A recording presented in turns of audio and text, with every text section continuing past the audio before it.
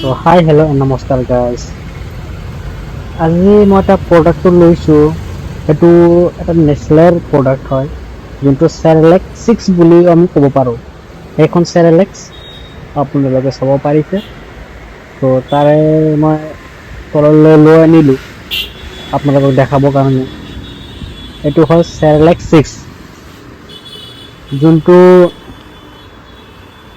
প্ৰডাক্টটোৰ বিষয়ে কোৱাতকৈ মই এটা আগত ইম্পৰ্টেণ্ট নটিচ এটা কৰি লওঁ।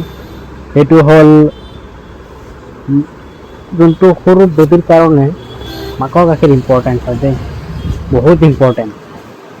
তো সেইটো ইম্পৰ্টেণ্ট হয়। তাৰপিছত এতিয়া নেচলেৰ প্ৰডাক্টটো কওঁ, এইটো 6 পৰা 24 মান্থলৈ এইটো খাব পাৰিব।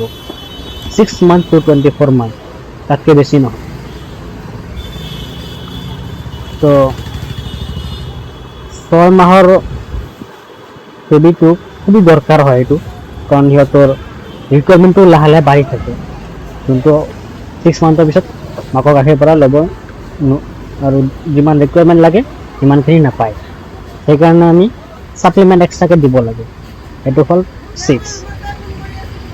ইয়াতে প্ৰডাক্টৰ ইনফৰমেশ্যনটো চালে তাৰে ভিতৰত আৰু ইনগ্ৰেডিয়েণ্টটো চাব পাৰিব আপুনি। এইটো হ'ল ইনগ্ৰেডিয়েণ্টটো এইটো থাকিব আৰু আপোনাৰ হোৱাইট ফ্ল'ৰ, মিন্স আমি আটা বুলি ক'ব পাৰোঁ। সেইটো হ'ল